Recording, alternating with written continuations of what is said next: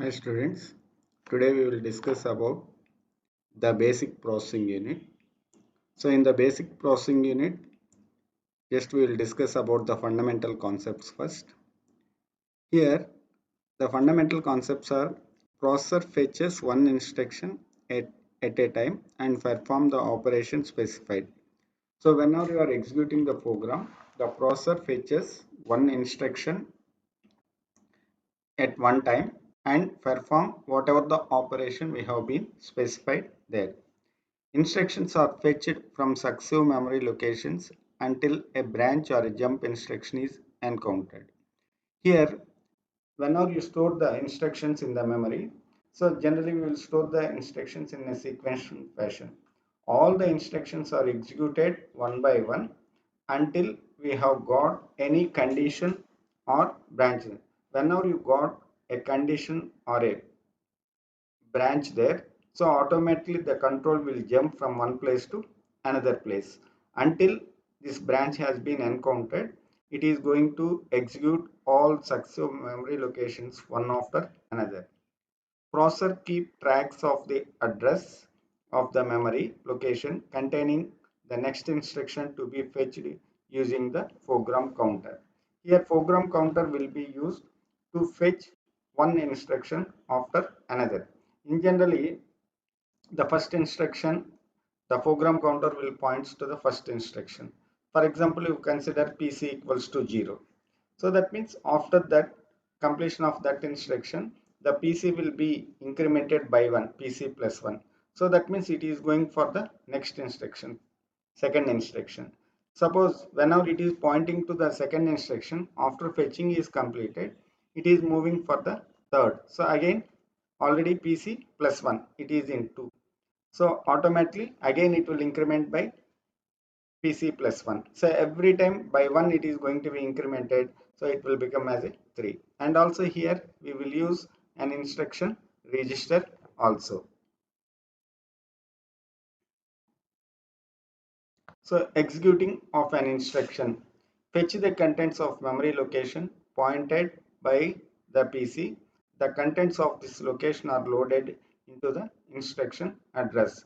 This is called as a fetch phase. So once you are trying to execute an instruction, first fetch the contents of memory location pointed by a PC. So to which memory location the pointer is pointing, fetch the fetch point to that memory location and fetch the contents in that particular location. The contents of that location will be loaded into a instruction register. So that means IR. Here see. So the contents of PC, that means the memory location contents are assigned or loaded into an instruction register IR. Assuming that the memory is a byte addressable, increment the contents of PC by 4. So that means every time the foreground counter is going to be incremented by 4. So that means PC plus 4. For example, if it is at the first pointing, it is at 1000 memory location. So it is going to be incremented by 4. 1000 plus 4. So that means 1004. So that now the PC is containing PC plus 4. If you assume the memory location 1000 here plus 4, 1000 plus 4. Next, carry out the action specified by the instruction in the instruction register. So that means here up to here we have done the fetching only. Now here we want to carry out or we want to perform the actions, whatever the actions we have been specified there, that actions are going to be specified by the instruction and we are going to complete that actions specified in the instruction.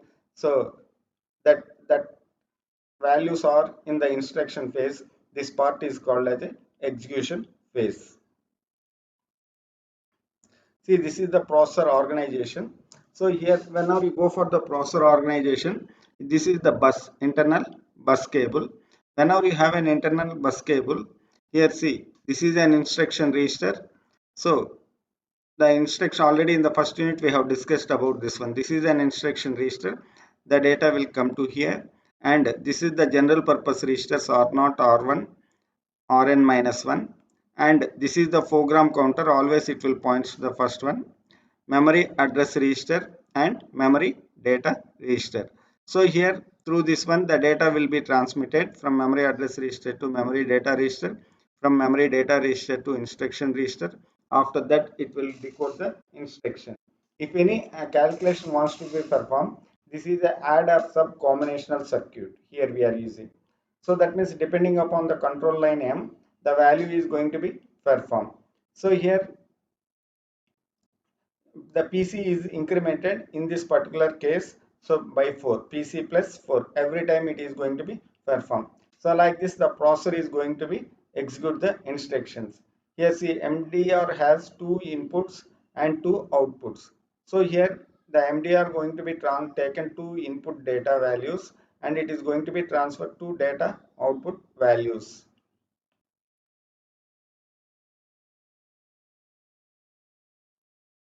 So now executing an instruction. Transfer a word of data from one processor register to another or the ALU. Whenever you want to execute, so the data is going to be transferred depending upon its nature, whether we can transfer it to register, register transfer, or the data registered to ALU. Perform an arithmetic and logic operation and store the results in a processor register. Once you have stored the data or once you have been transmitted the data to the arithmetic or logic ALU, so after completion of the ALU operation, store the results. You want to store the results in the processor register. After storing that value in that, fetch the contents of a given memory location and load them into a processor register. So once you have fetched the contents of given memory location and load them into a processor, store a word of data from a processor register into a given memory location. So after getting the data, store a word of data from a processor. Whatever the data we have in the processor register, that processor register, the data will fetch it from the processor register and we are going to be stored that one in the given memory location. So within that one, first register transfers. So here we are performing the register to register transfers. Here see RI in, register in and register out we are using. So here whenever you are transferring the data directly, already we have seen the process organization. Here we are transferring the data from input register. So that is RI in as an input register and it will go for one more general purpose register and it will transfer here. Next it is coming out. This is called as a register to register transfer. So here X the value. So already we have discussed it is a combinational circuit. Whenever we have a combinational circuit, depends upon the value, control line value, whether we will perform the value, perform the operation depends upon the control line. So whether the value is m equals to 0, just we are going to be perform an action. If the m value is 1, so we are going to be perform x minus y. So here whenever you are performing that one, so just x minus y means, so finding of 2's complement by using this combinational circuit and adding the content values to register x. So finally we'll got the value as a x minus y.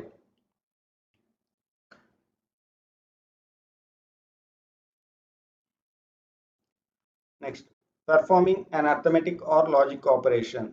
The ALU is a combinational circuit that has no internal storage.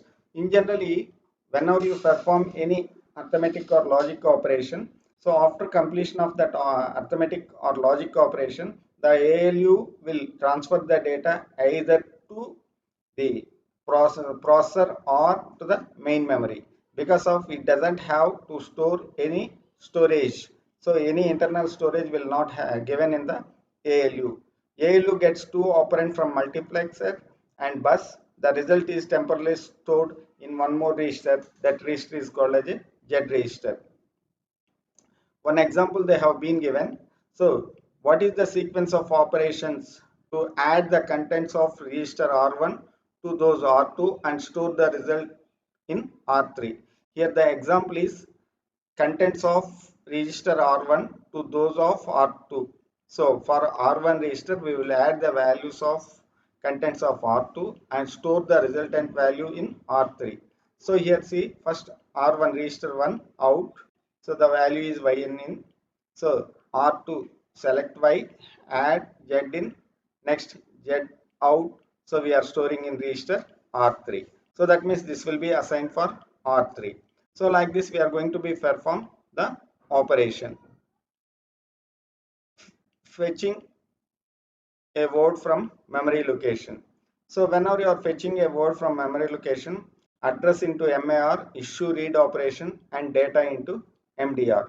So whenever you are performing this one, just the address of that particular location is going to be stored in memory address register. After that, issue a read operation. So after issuing a read operation, the data will be transmitted into MDR, memory data register. Here two registers they are using. So those two registers are memory address register and memory data register. Here see, so this is memory bus data line and this is internal processing bus. So whenever we have an MDR, from MDR the data is going to be transmitted to from memory data line to MDR, and we are transmitting the data in the backwards to memory bus line also. Here also the same, from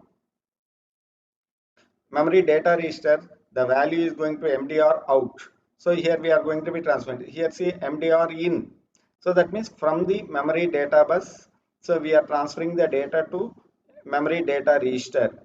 Here through memory bus data lines we are routing the data. Same here also, from memory data register to the values are transmitting to MDR out. So that is internal process bus. Here also from internal process bus also we can get the data to MDR. Connection and control signal from register MDR. From register MDR how the data will be transmitted as explained here. Here see, fetching a word from memory. The response time of each memory access varies, depends upon the cache miss and memory mapped IO operations. To accommodate this, the processor waits until receives an indication that the requested operation has been completed, MFC. So that means memory function completed.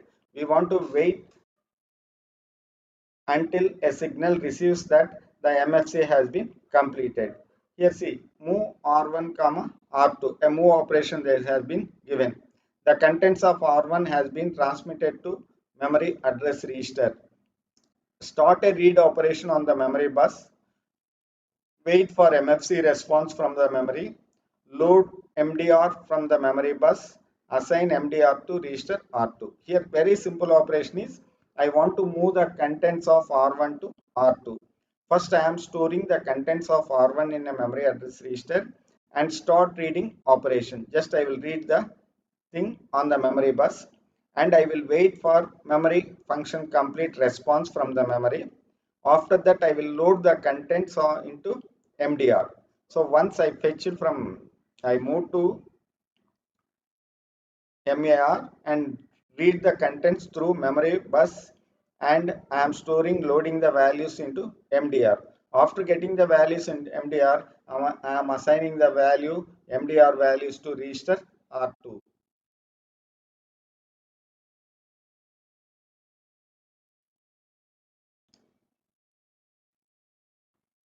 Here execution of a complete instruction. Add R3 comma R1. One example they have been given. So add R3 comma R1. Fetch the instruction. Fetch the first operand. So that is the contents of the memory location pointed by the R3. So whatever the contents has been pointed to R3, we will fetch all them. So after that perform an addition. Load the resultant value into R1. So that means here we want to fetch the contents of R3 and we want to add the values or append the values to R1. So finally the resultant value is going to be stored in R1 only. Same architecture we have been seen previously. So here also how it is going to be processed. So the complete instruction execution architecture, previously we have seen this one through register transfer how it is going to be happen. Here see execution of a complete instruction, add R3 comma R1. Here see PC out, first program counter out, a memory address register in, read, select for, add, ZN. Here, because of 4y how they have been taken means every time we have selected that the PC is going to be incremented by 4. So Z out, PC in, Y in, W, FMC. So that means,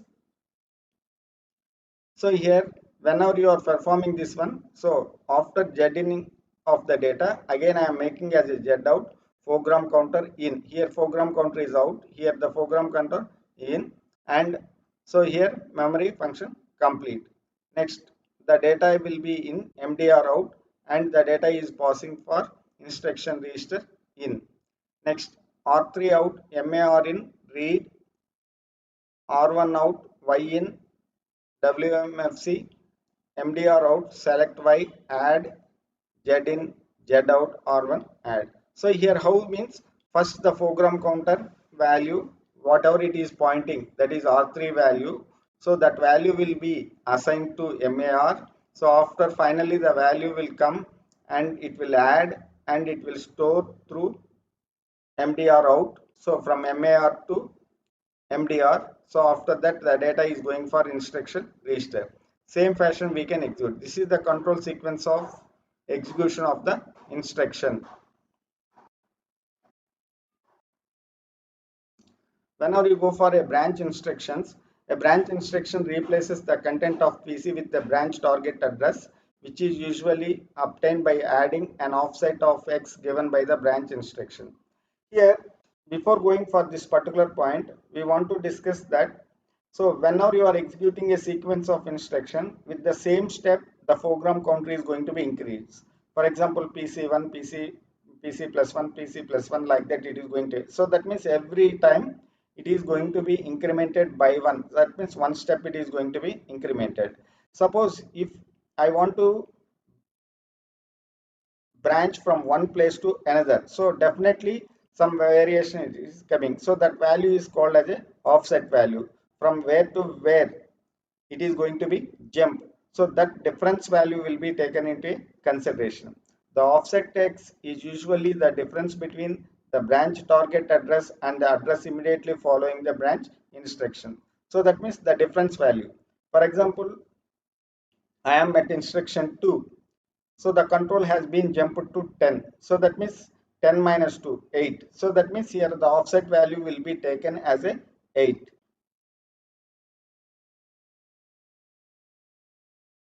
For that one, the PC out, MAR in, read, select for, add, Z in, Z out, PC in, WMFC, MDR out, instruction register in, offset field of instruction register out, add, Z in, Z out, PC in, and end. Same whatever we have seen in the previous one, the same manner here also we want to follow.